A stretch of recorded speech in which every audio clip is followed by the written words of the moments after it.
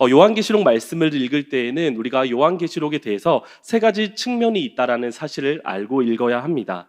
먼저 첫 번째로 요한계시록은 예언서의 성격을 가지고 있음을 알아야 합니다. 이 요한계시록이 성경의 가장 마지막 책입니다. 그래서 요한계시록을 기록할 당시에 아직 하나님의 말씀이 다 완성되지 않았기 때문에 하나님은 여전히 하나님의 사람들을 통해 말씀을 하셨습니다. 그래서 요한계시록은 예언서의 성격을 가지고 있습니다. 또한 요한계시록은 묵시문학적 성격을 가지고 있습니다. 요한계시록에 등장하는 많은 내용들을 살펴보시면 그 이유를 아실 수 있습니다. 마지막으로 요한계시록은 서신서의 성격도 가지고 있습니다.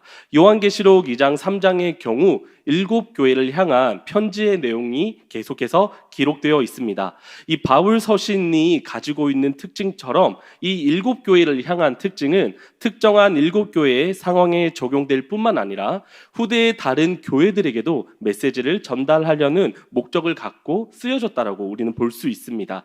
그리고 그 7교회를 향한 메시지를요, 하나의 전체 큰 편지로도 볼 수 있고 또 개별적으로 교회 본인 편지로도 볼 수 있습니다. 오늘 우리가 함께 읽은 이 라오디게아 교회는 7교회 중에서 가장 마지막에 해당하는 교회입니다. 제가 이 7교회를 향한 메시지가 무엇이었는지 간략하게 설명을 드리고 이어서 라오디게아 교회를 향한 이 편지의 내용을 저와 함께 살펴보도록 하겠습니다. 먼저 첫 번째 편지 대상은 에베소 교회였는데요. 에베소 교회는 칭찬과 책망 이 두 가지가 다 있었습니다. 칭찬은 선한 행위, 인내, 분별력에 대한 것이었고요. 책망은 처음 사랑을 버렸다라는 것이었습니다. 서머나 교회는 박해를 견디고 충성했다라는 칭찬이 있었고요. 책망은 없었습니다. 그 다음 버가모 교회는 일부가 박해를 견디고 충성한 것에 대한 칭찬이 있었습니다. 책망은 우상숭배, 거짓교훈, 부도덕에 관한 것이었습니다. 이어서 두아디라 교회는 일부의 사랑, 믿음과 섬김, 인내에 대한 칭찬이 있었고요. 책망은 버가모 교회와 동일한 내용이었습니다. 또한 사대교회는 순결을 지킨 합당한 소수에 대한 칭찬이 있었고 책망은 위선, 부실한 행위였습니다. 빌라델비아 교회는 선한 행위, 인내, 충성에 대한 칭찬이 있었고 책망은 없었습니다. 그리고 오늘 마지막 살펴보게 될 라오디게아 교회는요, 칭찬은 없고 책망만 있었습니다. 그렇다면 라오디게아 교회에 어떤 책망이 있었을까요? 먼저 오늘 본문 15절 말씀을 함께 읽도록 하겠습니다. 내가 내 행위를 아노니 내가 차지도 아니하고 뜨겁지도 아니하도다. 내가 차든지 뜨겁든지 하기를 원하노라. 아멘. 지금 라오디게아 성도들, 라오디게아 교회의 상태가 어떠하다라고 말씀을 하십니까? 예수님이 라오디게아 교인들의 행위를 알고 있다라고 말씀을 하십니다. 그런데 지금 그들의 상태는 차갑지도 않고 뜨겁지도 아니하다라고 말씀을 하고 있습니다. 그래서 어떻게 하신다라고 말씀하십니까? 우리 16절 말씀을 함께 읽도록 하겠습니다. 내가 이같이 미지근하여 뜨겁지도 아니하고 차지도 아니하니 내 입에서 너를 토하여 버리리라. 아멘. 차지도 아니하고 뜨겁지도 아니하고 미지근하기 때문에 토하여 버린다라고 말씀을 하고 있습니다. 이게 무슨 의미일까요? 우리는 이 말씀에 대해서 일반적으로 우리의 신앙이 차갑지도 않고 뜨겁지도 않아 뜨뜻미지근한 상태의 신앙에 대한 책망을 우리는 많이 알고 있습니다. 그런데 이 말씀의 의미를 분명하게 이해하기 위해서는 라오디게아라는 이 지역적 특성과 그리고 그 당시 문화적 배경을 통해서 예수님이 라오디게아 교회를 향한 책망의 말씀의 뜻과 의미를 우리는 더 분명하게 살펴볼 수 있습니다. 먼저 이 라오디게아 교회의 지리적 특성을 살펴보겠습니다. 이 라오디게아라고 하는 지역은요, 북쪽으로는 약 10km 정도 떨어진 곳에 히에라볼리라는 지역이 있었습니다. 이곳은 현재 터키의 파무칼레라고 하는 곳인데요. 이곳은 치유에 좋은 뜨거운 물, 온천이 유명했던 곳입니다. 그리고 라오디게아에서 이 남동쪽으로 약 15km 정도 떨어진 곳에는 우리가 잘 알고 있는 골로새가 있었습니다. 이곳은 상쾌하고 차가운 물, 즉 냉천이 있었고 냉천이 아주 유명했다고 합니다. 그러나 이 라오디게아 지역은 물과는 거리가 먼 고원지대에 있었다고 합니다. 그래서 어떻게 물을 공급받았냐면 주변에 수로를 놓아서 억지로 물을 끌고 왔다라고 합니다. 그러다 보니 수로를 타고 라오디게아에 도착한 물은 처음에는 뜨겁기도 했었고요. 처음에는 차갑기도 했지만 수로를 통해 오는 과정에서 미지근하고 텁텁하고 아예 쓴맛이 나거나 심지어는 가루가 묻어날 때도 많았다고 합니다. 그래서 이런 지역적 특성으로 볼 때 예수님이 라오디게아 교회를 지적하신 부분은 단순히 열정도 열심도 없는 신앙의 상태를 말하는 것이 아니라 물은 물인데 원래 상태에서 달라졌기 때문에 필요하지도 않고 마실 수도 없고 쓸모없는 물의 상태를 말한다라고 우리는 생각해 볼 수 있습니다. 이 부분을 영적으로 생각해 본다라고 하면 영적인 신앙생활의 첫 모습이 이제는 다른 모습으로 바뀐 것을 의미한다라고 생각해 볼 수 있습니다. 삶의 변화가 보이지 않는 종교인의 모습만 가지고 있는 상태라고 생각해 볼 수 있는 것입니다. 우리가 지역적 특성을 살펴보았다면 이번에는 문화적 배경을 통해서도 이 말씀의 의미를 생각해 볼 수 있습니다. 이 당시 그리스 로마 전역에 공동 식사, 여러 사람들이 함께 모여서 식사를 하는 관행이 있었다고 합니다. 그때 그 식사를 진행하는 주인이 날씨에 따라서 때로는 음료, 물이나 포도주를 차갑게 해서 대접을 하기도 했었고요. 또 날씨에 따라서 때로는 물이나 포도주를 뜨겁게 대접을 하기도 했었다고 합니다. 그러니까 차가운 음료나 뜨거운 음료, 때에 맞는, 날씨에 맞는 음료의 형태를 이 식사를 할 때 제공을 했다라는 것입니다. 그래서 이 미지근한 상태의 경우에는 차갑지도 않고 뜨겁지도 않기 때문에 부적절하고 필요하지 않은 상태라고 우리는 생각해 볼 수 있습니다. 정리해 보겠습니다. 지금 라오디게아 교회는 차갑지도 않고 뜨겁지도 않은 상태입니다. 미지근한 상태입니다. 차가운 물, 뜨거운 물은 원래 모습은 그 자체로 괜찮은 것이었습니다. 그런데 이것이 미지근한 상태가 되니 어디에도 쓸모가 없는 상태가 된 것입니다. 여러분, 도대체 라오디게아 교회 성도들의 행동이 어떠했길래 예수님께서 이렇게까지 라오디게아 교회를 책망을 하신 것일까요? 이들의 책망에 대한 구체적인 내용이 오늘 보면 17절 말씀에 있습니다. 우리 다 함께 17절 말씀을 읽어보도록 하겠습니다. 내가 말하기를 내 공고한 것과 가련한 것과 가난한 것과 눈먼 것과 벌거벗은 것을 알지 못하는도다.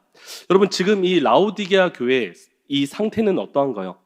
이들은 부자라 부여한 것이 없다고 부여하여서 부족한 것이 없다라고 말하고 있습니다. 자신들은 부자이고 부유하기 때문에 부족한 것이 없다라고 말하지만 예수님의 책망은 그렇지 않습니다. 오히려 그들은 지금 어떤 상태인가? 공고하고 가련하고 가난하고 눈이 멀었고 벌거벗은 상태라고 말씀하고 계십니다.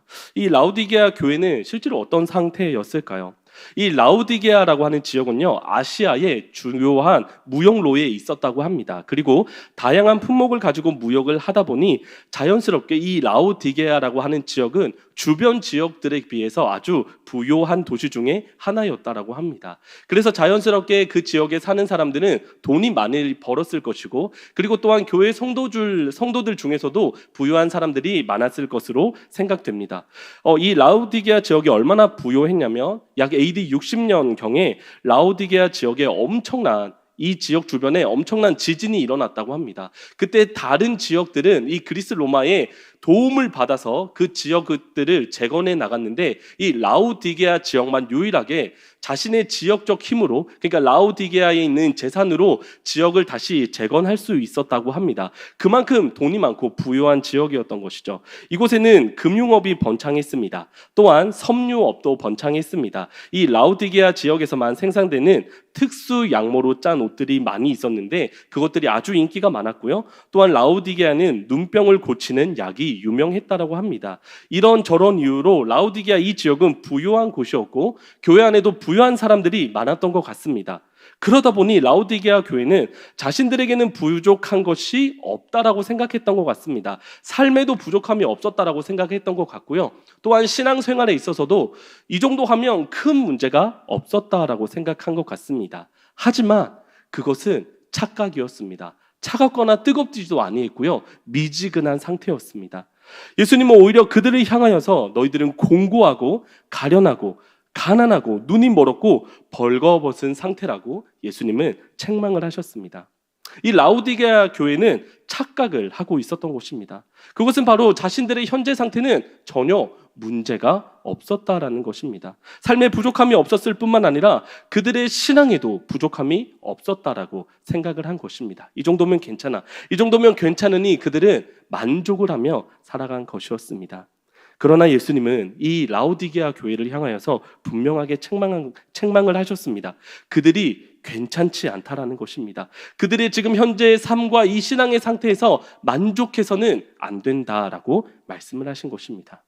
그들이 처음에 하나님을 믿고 거룩한 성도가 되었을 때와 지금의 상황이 너무나도 달라졌다라고 말씀을 하시는 것입니다.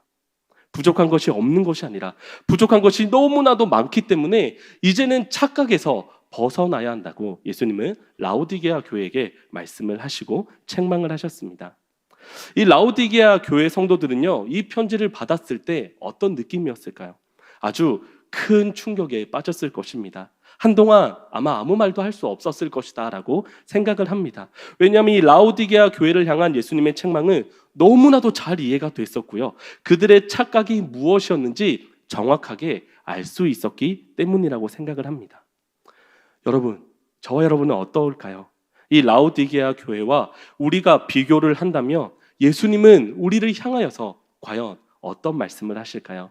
그래도 여기에 나와서 하나님을 찬양하고 말씀을 듣고 기도하시는 여러분들은 정말로 잘하고 계신다라는 생각이 듭니다. 하지만 우리도 어느 순간 언제 어떤 상황에 착각에 빠질지 모릅니다. 하나님이 보시기에, 예수님이 보시기에는 그것이 아닌데 우리 스스로는 잘하고 있다고, 괜찮다고, 부족함이 없다고 생각할 수 있습니다. 우리는 이러한 신앙의 착각을 항상 경계해야 합니다. 여러분, 우리 삶의 기준은 무엇인가요? 바로 하나님의 말씀입니다. 하나님은 이스라엘 백성들을 이집트에서 구원해내신 후에 그들이 진짜 하나님의 백성다운 삶을 살아갈 수 있도록 두 가지 선물을 주셨습니다. 하나는 바로 십계명이었고요, 두 번째는 바로 성막이었습니다. 그들이 이 세상에서 하나님의 백성답게 특별하게 거룩하게 구별되어 살아갈 수 있도록 하나님은 하나님의 기준인 하나님의 말씀과 하나님과 함께 할 수 있는 성막을 이스라엘 백성에게 선물로 주셨습니다. 우리 또한 마찬가지입니다. 우리에게 있어서 기준은 무엇인가요? 세상이 말하고 세상이 맞다라고 하고 세상이 인정하는 것이 우리의 기준이 아닙니다. 우리에게는 하나님의 말씀이 우리에게 기준이 됩니다. 다른 것이 기준이 아니라 하나님의 말씀이 우리 삶의 기준입니다. 그래서 우리의 신앙생활 또한 하나님의 말씀이 기준이고 하나님의 말씀이 우리 신앙생활의 목표가 되어야 합니다. 하나님의 말씀이 그렇다고 하면 우리는 그렇게 해야 합니다. 하나님의 말씀이 아니라고 하면 우리는 그렇게 해서는 안 됩니다. 내 스스로 내가 정한 기준에 어느 정도 신앙이 도달을 했을 때 이 정도면 됐다, 이 정도면 잘하고 있다, 거기서 안주해서는 안 된다라고 하는 것입니다. 물론 우리는 신앙의 성장과 성숙의 과정을 통과하고 있습니다. 우리는 계속해서 말씀과 기도로 우리의 신앙이 성장하고 성숙해 나갈 것입니다. 그러나 어느 정도 내가 생각했을 때 괜찮다라고 해서 그 자리에 절대로 머물러 계시면 안 됩니다. 우리의 모델이시며 교사이시며 기준이신 예수 그리스도에게까지 우리는 계속해서 자라가야 합니다.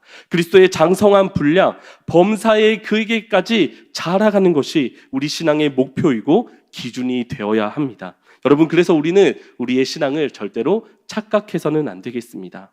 또한 반대로 우리 삶에 이런저런 어려움으로 인해 우리 삶에 변하지 않는 상황으로 인해 계속되는 실패와 아픔 등으로 우리가 착각을 할 수 있습니다. 아직 여전히 우리를 향한 하나님의 사랑은 동일하고 변함이 없는데 우리의 상황 때문에 하나님의 사랑에 대해서 우리는 때로는 착각할 수 있습니다. 여전히 하나님이 놀라운 하나님의 계획대로 우리의 삶을 지금도 인도해 주시고 계시는데 하나님의 계획에 대해서 우리는 때로는 착각할 수도 있습니다. 여러분, 우리는 라오디게아 교회처럼 착각하지 않았으면 좋겠습니다. 스스로 부족함이 없다고 생각하는 착각에 빠지지 않았으면 좋겠습니다. 또한 우리 삶의 다양한 상황으로 오히려 부족하다라고 생각하는 착각에도 빠지지 않았으면 좋겠습니다. 우리는 이 두 가지 착각 모드를 경계하며 살아야 합니다. 계속해서 말씀을 살펴보겠습니다. 여러분, 예수님은 라오디게아 교회를 향하여서 책망만 하고 끝나셨을까요? 그렇지 않습니다. 그들을 향하여서 그들이 어떻게 해야 할지에 대해서 말씀해 주셨습니다. 오늘 본문 18절 말씀을 함께 읽도록 하겠습니다. 내가 너를 권하노니 내게서 불로 연단한 금을 사서 부요하게 하고 흰옷을 사서 입어 벌거벗은 수치를 보이지 않게 하고 안약을 사서 누에 발라 보이게 하라. 아멘. 지금 예수님은 무엇을 말씀하고 계신 것입니까? 그들의 부유함의 요소를 오히려 둘추어내시며 역으로 말씀을 하시는 것입니다. 17절에서 말씀하신 가난한 것, 벌거벗은 것, 눈먼 것에 대한 해결책을 예수님은 지금 제시를 하는 것입니다. 그들이 부유하여 부족한 것이 없다라고 생각했지만 가난한 것, 벌거벗은 것, 눈먼 것에 대한 해결책을 누구에게서 사라고 말씀하십니까? 맞습니다. 바로 예수님에게서 살아라고 말씀을 하고 계신 것입니다. 금융업으로 많은 돈을 번 그들에게 불로 연단한 금을 사라고 합니다. 그래서 정말 진짜로 부요해지라고 말씀하십니다. 또한 그 지역에서 특수 양모로 많은 돈을 벌었던 그들에게 흰 옷을 사라고 말씀하십니다. 그래서 벌거벗은 부끄러움을 가리라고 말씀을 하십니다. 또한 눈병을 고치는 약으로 많은 돈을 벌었던 그들에게 안약을 사라고 말씀하십니다. 그래서 정말 제대로 보라고 말씀을 하고 계십니다. 이 모든 것을 누구에게서 사라고요? 바로 예수님 자신에게서 그것을 사라고 말씀하고 계시는 것입니다. 여러분, 이 라오디게아 교회의 진짜 필요는 어디에 있었습니까? 그들의 필요는 부요함에 있었던 것이 아닙니다. 그들의 필요는 오직 예수 그리스도에게 있었습니다. 그분을 통해서만 그들의 진짜 필요가 채워질 수 있었던 것입니다. 그들의 착각을 해결하는 유일한 방법은 바로 예수 그리스도에게 있었던 것입니다. 여러분, 우리도 마찬가지입니다. 우리의 삶에서, 우리의 신앙생활에서 이 착각을 벗어날 수 있는 방법은 오직 예수 그리스도밖에 없습니다. 예수님의 부요하심, 예수님의 풍성하심, 예수님의 은혜, 예수님의 사랑, 예수님의 이 자비를 통해서만 우리는 착각에서 벗어날 수 있습니다. 이어서 예수님이 라오디게아 교회를 향해서 책망해 주시고 해결책까지 말씀해 주신 다음에 이 이유에 대해서, 이렇게 하신 이유에 대해서 이렇게 말씀을 하고 계십니다. 오늘 본문 19절 20절을 함께 읽도록 하겠습니다. 물은 내가 사랑하는 자를 회개하라. 볼지어다 내가 문 밖에서 서서 두드리노니 누구든지 내 음성을 듣고 문을 열며 내가 그에게로 들어가 그와 더불어 먹고 그는 나와 더불어 먹으리라. 아멘. 예수님이 라오디게아 교회에 대한 책망을 하시며 징계를 하신 이유는 무엇일까요? 이들을 정말로 사랑하시기 때문입니다. 사랑하지 않는다면 책망을 하거나 징계할 이유가 전혀 없는 것입니다. 하지만 이들을 너무나도 사랑하시기 때문에 잠언 3장 12절의 말씀처럼 마치 아비가 기뻐하는 아들을 징계하는 것과 같이 사랑하는 것에 대해서 말씀하시고 그리고 열심을 내어서 회개하라고 말씀을 하십니다.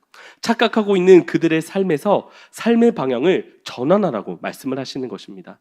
그리고 20절 말씀을 통해서 예수님이 문 밖에 서서 두드리고 있으니 먼저 찾아오셔서 그 문을 두드리고 있으니 예수님의 음성을 듣고 문을 열어 날마다 예수님과 교제하며 살아갈 것에 대해서 말씀하고 계십니다.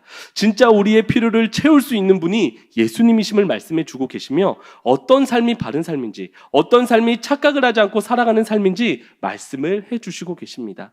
예수님과 교제하며 살아가는 것, 그것이 착각하지 않는 삶이고 예수님이 우리에게 원하시는 삶이다라고 하는 것입니다. 또한 이 말씀은 누가복음 12장에 보면 예수님이 말씀하신 비유와 매우 밀접하다라는 생각이 듭니다. 누가복음 12장 35절부터 40절 말씀에 보면 주인이 혼인집에서 돌아와 문을 두드리면 곧 열어주려고 기다리는 사람과 같이 깨어있을 것에 대해서 말씀하시는 부분이 있습니다. 이 말씀의 메시지는 무엇입니까? 예수님이 언제 다시 오실지 모르니 항상 깨어있으라라는 말씀입니다. 착각 속에 살아가지 말고 항상 깨어있어서 예수님과 함께 지내다가 예수님이 오셨을 때 당당하게 떳떳하게 예수님을 맞이하라라는 의미입니다. 여러분, 예수님은 라오디게아 교회뿐만 아니라 지금도 우리들을 너무나도 사랑하셔서 우리의 문 밖에서 문을 두드리시며 말씀을 하십니다. 착각에서 얼른 벗어나라고 말입니다. 그리고 예수님과 더불어 교제하며 살아가자라고 예수님은 우리에게 지금도 말씀하고 계십니다. 말씀을 정리하도록 하겠습니다. 여러분, 이제 여러분이 예수님의 두드림에 반응하실 차례입니다. 라오디게아 교회는 처음의 모습을 잊어버려서 처음의 모습과 완전히 달라져서 그들이 부유하기 때문에 부족함이 없다라고 생각해서 예수님께 책망을 받게 되었습니다.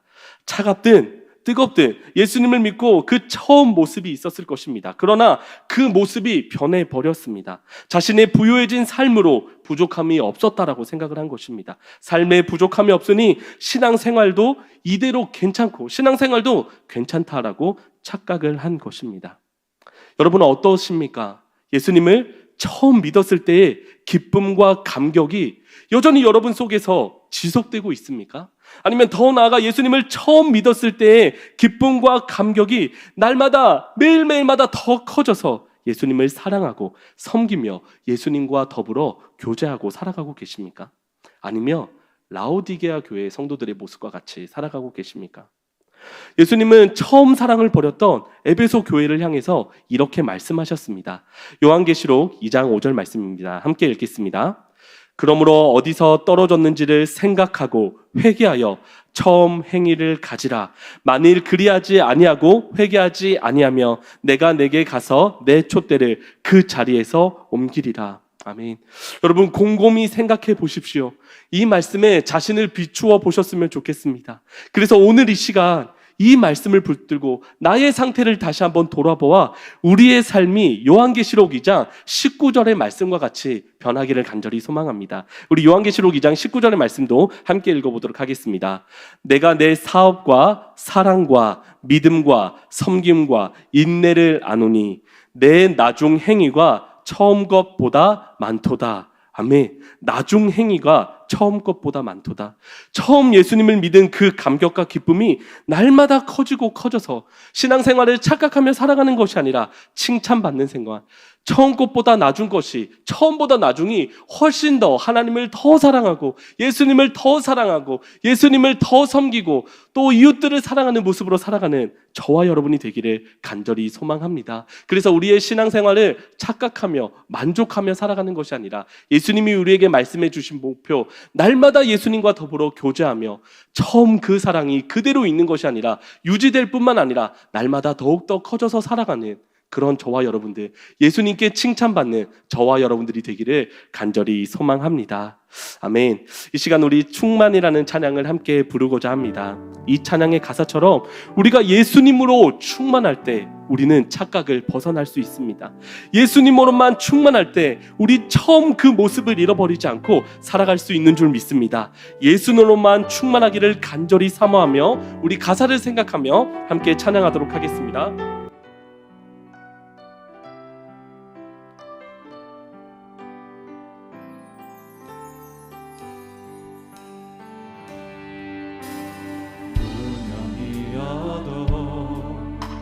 공허하지 않은 것은 예수 안에 난 만족함이라.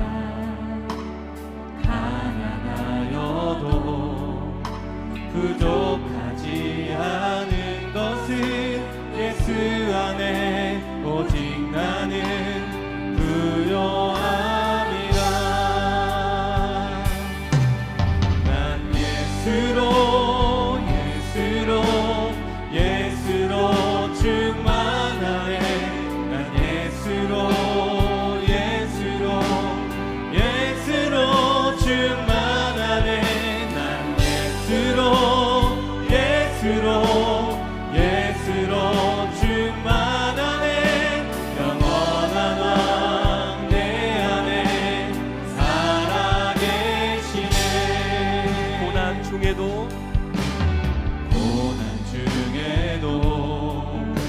견뎌낼 수 있는 것은 주의 계획 이렇기 때문이라. 실패하여도 일어설 수 있는 것은 예수 안에 오직 나는 승리함이라. 난 예수로 충만하네. 난 예수로 충만하네. 난 예수로 충만하네.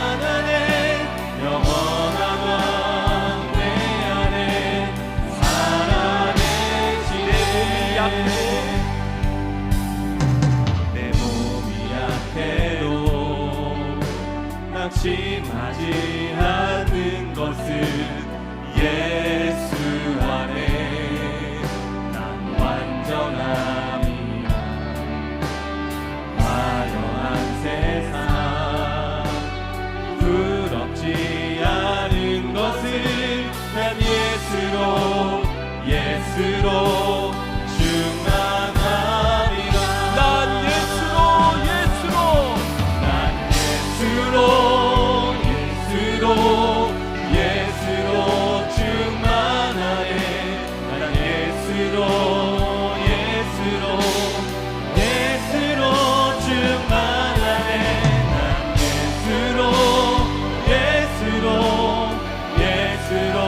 충만하네. 영원한 왕 내 안에 살아계시네. 난 예수로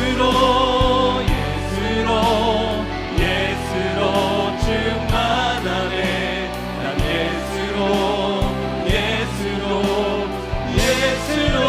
충만하네. 난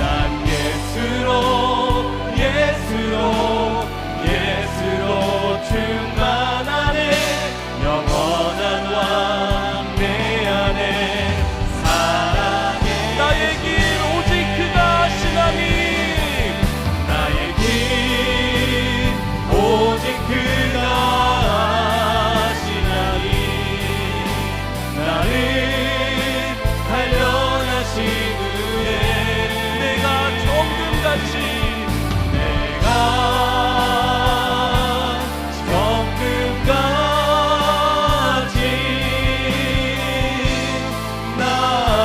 나의 길 오직 그가 하시나니. 나의 길 오직 그가 하시나니. 나를 단련하신 후에 내가 정금같이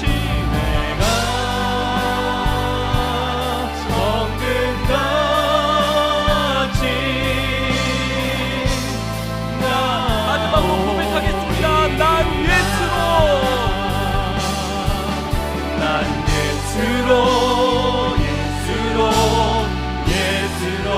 충만하네. 난 예수로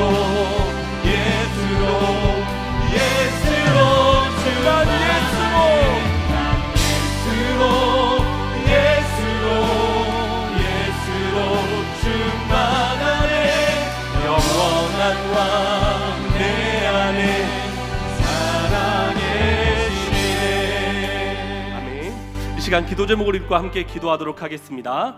현재 나의 상태를 바르게 인식하여 착각하지 않는 신앙생활을 할 수 있도록 은혜를 주소서. 예수님을 처음 만났던 그때를 기억하며 예수님을 향한 첫사랑이 회복될 뿐만 아니라 그 사랑이 날마다 커져가게 하소서. 날마다 예수님과 더불어 먹고 마시는 교제의 삶을 날마다 누리고 경험하는 은혜를 주소서. 우리 시간 오늘 말씀을 기억하며 주님의 이름을 한번 부르고 함께 기도하도록 하겠습니다. 주여